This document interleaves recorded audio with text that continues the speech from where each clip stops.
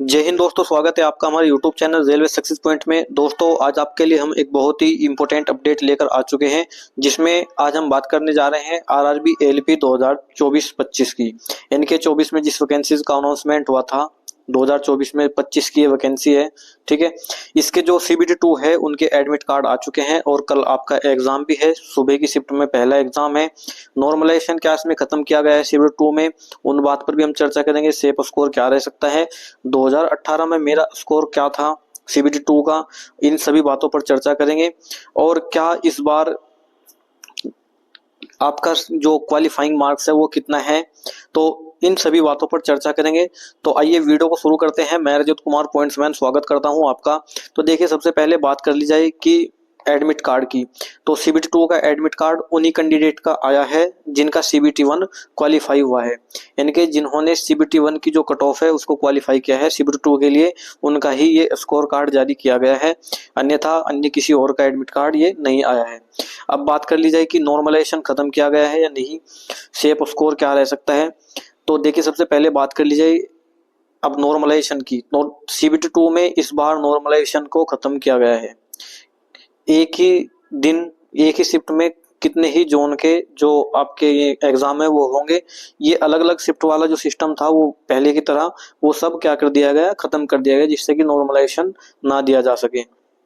और ये अच्छा भी है, क्योंकि दोस्तों जो आपके रो मार्क्स होंगे उन पर ही आपकी कट ऑफ बनेगी। यदि आपके 35 नंबर है तो 35 आपके ही होंगे, उस पर कोई नॉर्मलाइजेशन मार्क्स नहीं होगा। और न ही आपके जैसे 35-36 नंबर है या 40 नंबर 50 है, तो आपके जितने भी ये नंबर है इन पर ही आपका क्या बनेगा, स्कोर बनेगा। अब देखिए, बात कर ली जाए कि एग्जाम की। तो एग्जाम इसमें ये CBT 2 जो एग्जाम है इसमें दो पार्ट होंगे आपके। तो पार्ट नंबर 1 और पार्ट नंबर 2। पार्ट नंबर 1 जो होता है आपका, ये 100 क्वेश्चन का होगा। इसमें कितने क्वेश्चन आएंगे, 100 क्वेश्चन आएंगे, जिसमें जीके जीएस मैथ रीजनिंग और ये आपका ईडी यानी कि इंजीनियरिंग ड्राइंग के भी क्वेश्चन रहेंगे। अब जो ये 100 क्वेश्चन है इनमें ही आपकी मेरिट बनेगी। जो मेरिट बनेगी वो आपकी किन पर बनेगी, इन 100 क्वेश्चन पर बनेगी। यदि आपके 60 नंबर आते हैं, 35 आते हैं या 50 आते हैं, तो उन पर ही आपकी जो मेरिट है वो बनेगी। अब बात कर ली जाए कि क्वालिफाइंग मार्क्स की। तो क्वालिफाइंग मार्क्स यदि आपके इसमें पार्ट बी है, जो पार्ट बी जो आपका है, पार्ट बी में आपका जो क्वालिफाइंग मार्क्स है वो कितना होना चाहिए, 35% होना चाहिए। इनके 35% ये मार्क्स आपके होने चाहिए। और ये कितने में से होने चाहिए, ये आपके 75 का 35%। तो 75 का 35% ये मार्क्स आपके होने चाहिए। और लगभग 26.5 के आसपास आपके बैठते हैं। यदि आपके 26.5 मार्क्स यानी कि 27 मार्क्स मानकर चले आप, इसमें 27 मार्क्स यानी आपके 75 में से हैं जो आपके ट्रेड क्वालिफाइंग मार्क्स है, तो आप इसमें क्वालिफाई हो जाएंगे। अन्यथा यदि आपके इस पार्ट ए में, यदि 100 नंबर वाले में यदि आपके 85 है और इधर आपके 22 है या 25 है, तो आप इसमें क्वालिफाई नहीं होंगे, आप डिस्क्वालीफाई हो जाएंगे, जो कि आप इससे बाहर हो जाएंगे। यदि आपके इसमें 27 है और उधर आपके 50, 55, 60 आप जितने भी है, तो कहीं ना कहीं आप कट ऑफ क्लियर करने की संभावना रखेंगे।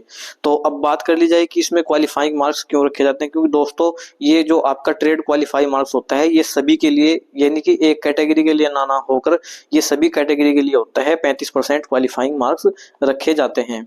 और 2018 में बात कर ली जाए जब एग्जाम हुआ था, तो मेरे जो क्वालिफाइंग मार्क्स थे यानी कि 75 में से मेरे 39 मार्क्स थे, जो नॉर्मलाइज कर 45 हुए थे। और जो ये होता है आपका 2000, ये पार्ट ए, जो पार्ट ए होता है, पार्ट ए में मेरे जो नंबर थे वो कितने थे, 62 थे। तो ये 62 थे। और इस बार की मतलब पार्ट बी में कितने थे, 39 थे, 45 इसको नॉर्मलाइज करके किया गया था। उस समय दोस्तों मेरे पास अभी उसका कोई इतना प्रूफ नहीं है, नहीं तो मैं आपको किसी वीडियो में उसका प्रूफ जरूर दिखाता, क्योंकि मैंने वो एग्जाम दिया है और शायद कहीं ना कहीं देखने पर मुझको उसको प्रूफ भी मिल जाएगा।